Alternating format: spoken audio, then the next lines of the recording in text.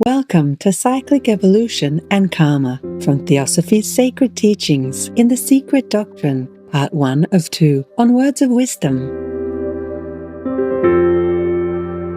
Madame Helena Petrovna Blavatsky, vegetarian, was born in 1831 into a noble family in Ukraine or Uraine. As a child, young Helena displayed a gift for clairvoyance, as well as an interest in metaphysical phenomena. Years later, she traveled throughout Europe, the Middle East and India, studying with various teachers and Sufi saints. Following the guidance of an Indian yogi named Mahatma Maurya, vegetarian, Madame Blavatsky co-founded the Theosophical Society. Theosophy, meaning divine wisdom, refers to knowledge that comes through spiritual experience rather than intellectual understanding alone. The Theosophical Society is dedicated to uplifting humanity through a realization of the oneness of life and the wisdom underlying all religions. Madame Blavatsky wrote several important books on theosophy, including Isis Unveiled, The Secret Doctrine, The Key to Theosophy, and The Voice of the Silence. The Secret Doctrine lays the foundation of theosophy, a sourcebook of the esoteric tradition that outlines the origin and the evolution of the universe and of humanity. Today, it is a pleasure to present Section 15, Cyclic Evolution and Karma, from the book The Secret Doctrine, whereby Madame Helena Petrovna Blavatsky, vegetarian, explains that although people have free will, it is important to act virtuously and follow the divine path rather than falling into the traps of our own ego. Section 15. Cyclic Evolution and Karma. It is the spiritual evolution of the inner, immortal man that forms the fundamental tenet of the occult sciences. To realize even distantly such a process, the student has to believe A. in the one universal life, independent of matter, or what science regards as matter, and B. in the individual intelligences that animate the various manifestations of this principle. The one life is closely related to the one law, which governs the world of being, karma. Exoterically, this is simply and literally action, or rather an effect-producing cause. Esoterically, it is quite a different thing in its far-reaching moral effects. It is the unerring law of retribution.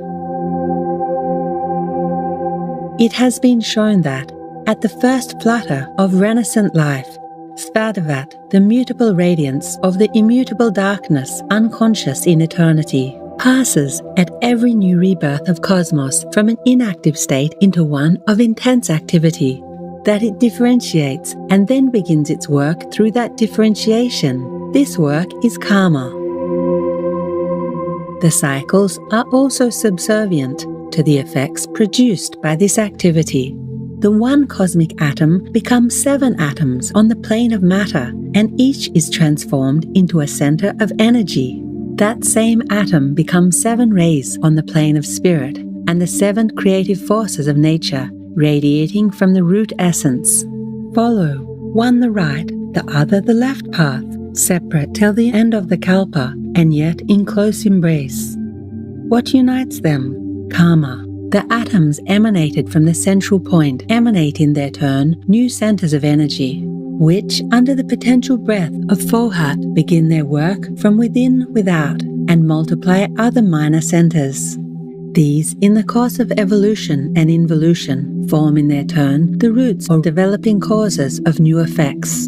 From worlds and man-bearing globes down to the genera, species, and classes of all the 7 kingdoms, of which we know only 4, for as says the book of the aphorisms of Tsongkhapa, the blessed workers have received the Thankam in the eternity. Thankam is the power of knowledge of guiding the impulses of cosmic energy in the right direction. The true Buddhist believes in an absolute consciousness, Adi Buddhi, and the Buddhist philosopher knows that there are planetary spirits. the Dayan Chohans, but though he admits of spiritual lives, yet as they are temporary in eternity, even they, according to his philosophy, are the Maya of the day, the illusion of a day of Brahma, a short Manvantara of 4,320,000,000 years. If the Dayan Chohans and all the invisible beings, the seven centers and their direct emanations, the minor centers of energy, are the direct reflex of the one light, yet men are far removed from these, since the whole of the visible cosmos consists of self-produced beings, the creatures of karma. They teach that only two things are objectively eternal, namely Akasha and Nirvana, and that these are one in reality and but a Maya when divided. Everything has come out of Akasha or Svadavat on our earth in obedience to a law of motion inherent in it, and after a certain existence passes away. The root philosophy of both Advaita and Buddhist scholars is identical, and both have the same respect for animal life, for both believe that every creature on earth, however small and humble, is an immortal portion of the immortal matter, and that every creature is subject to karma. The answer of the Brahman would have suggested itself to every ancient philosopher, Kabbalist, and Gnostic of the early days. It contains the very spirit of the Delphic and Kabbalist commandments, for esoteric philosophy solved, ages ago, the problem of what man was, is, and will be, his origin, life cycle, interminable in its duration of successive incarnations or rebirths, and his final absorption into the source from which he started. But it is not physical science that we can ever ask to read man for us, as the riddle of the past or the future, since no philosopher can tell us even what man is, as known to both physiology and psychology. In doubt whether man was a god or a creature, science has now connected him with the latter and derives him from an animal. Certainly the task of analyzing and classifying the human being as a terrestrial animal may be left to science, which occultists of all men regard with veneration and respect. They recognize its ground and the wonderful work it has done, the progress achieved in physiology and even to a degree in biology. But man's inner spiritual, psychic, or even moral nature cannot be left to the tender mercies of an ingrained materialism, for not even the higher psychological philosophy of the West is able, in its present incompleteness and tendency towards a decided Gnosticism, to do justice to the inner man, especially to its higher capacities and perceptions, and to those states of consciousness.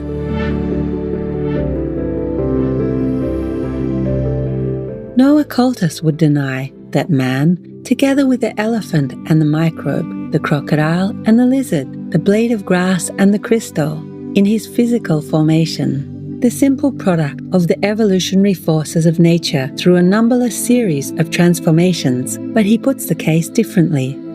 It is not against zoological and anthropological discoveries based on the fossils of man and animal that every mystic and believer in a divine soul inwardly revolts, but only against the uncalled-for conclusions built on preconceived theories and made to fit in with certain prejudices. The premises of scientists may or may not be always true, and as some of these theories live but a short life, the deductions therefrom must never be one-sided with materialistic evolutionists. To make the working of karma in the periodical renovations of the universe more evident and intelligible to the student when he arrives at the origin and evolution of man, he has now to examine with us the esoteric bearing of the karmic cycles upon universal ethics. Section 15. Cyclic Evolution and Karma. To make the working of karma in the periodical renovations of the universe more evident and intelligible to the student when he arrives at the origin and evolution of man, he has now to examine with us the esoteric bearing of the karmic cycles upon universal ethics. The question is, do those mysterious divisions of time, called yugas and kalpas by the Hindus, and so very graphically, cycles, rings, or circles by the Greeks, have any bearing upon or any direct connection with human life? Even exoteric philosophy explains that these perpetual circles of time are ever returning on themselves, periodically and intelligently, in space and eternity. There are cycles of matter, and there are cycles of spiritual evolution, and racial, national, and individual cycles. May not esoteric speculation allow us to still deeper insight into their workings? This idea is beautifully expressed in a very clever scientific work.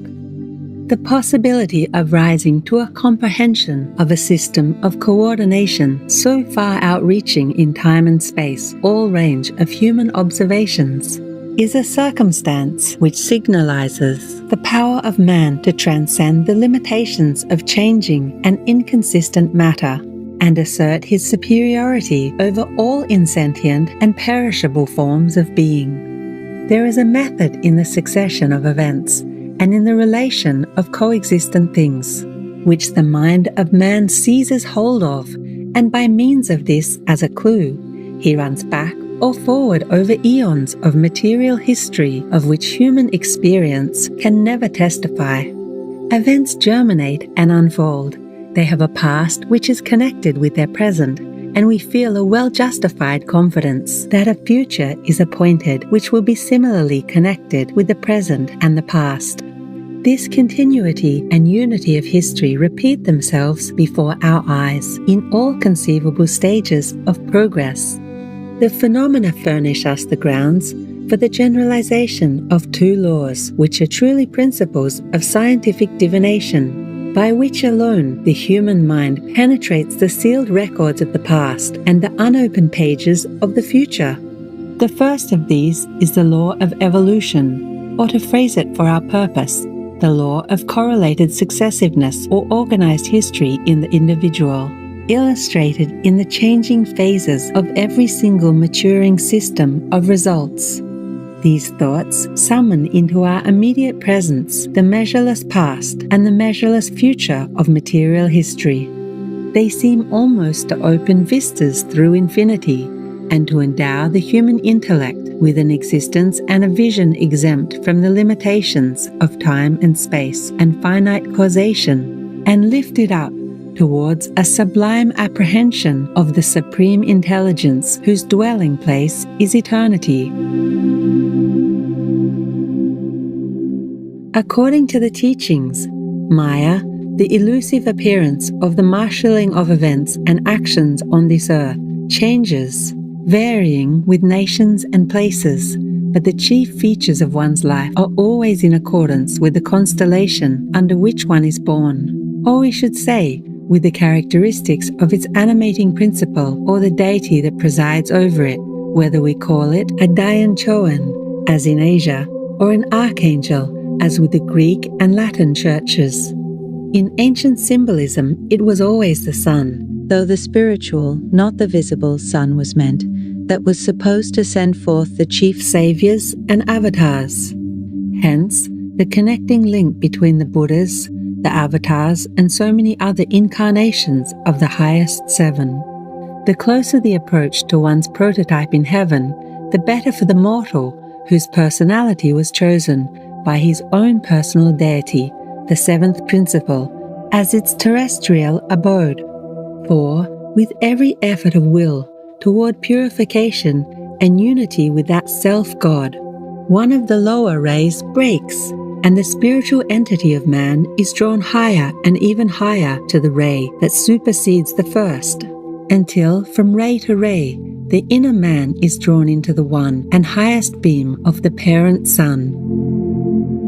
Thus, the events of humanity do run coordinately with the number forms, since the single units of that humanity proceed one and all from the same source, the central sun, and its shadow, the visible. Yes, our destiny is written in the stars.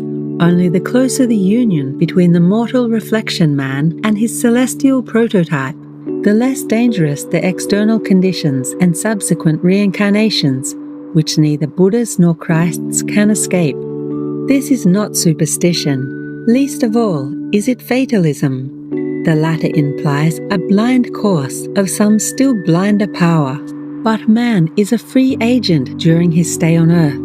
He cannot escape his ruling destiny, but he has the choice of two paths that lead him in that direction, and he can reach the goal of misery if such is decreed to him. For there are external and internal conditions which affect the determination of our will upon our actions, and it is in our power to follow either of the two. Those who believe in karma have to believe in destiny, which from birth to death every man weaves thread by thread round himself, as a spider his web, and this destiny is guided either by the heavenly voice of the invisible prototype outside of us, or by our more intimate astral or inner man, who is but too often the evil genius of the embodied entity called man. Both these lead on the outward man, but one of them must prevail. And from the very beginning of the invisible affray, the stern and implacable law of compensation steps in and takes its course, faithfully following the fluctuations of the fight. When the last strand is woven, and man is seemingly enwrapped in the network of his own doing, then he finds himself completely under the empire of this self-made destiny. It then either fixes him like the inert shell against the immovable rock, or carries him away like a feather in a whirlwind raised by his own actions, and this is karma.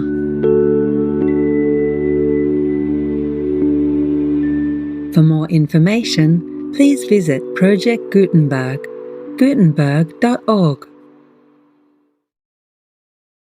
Vegan Leader, the Compassionate Ruler.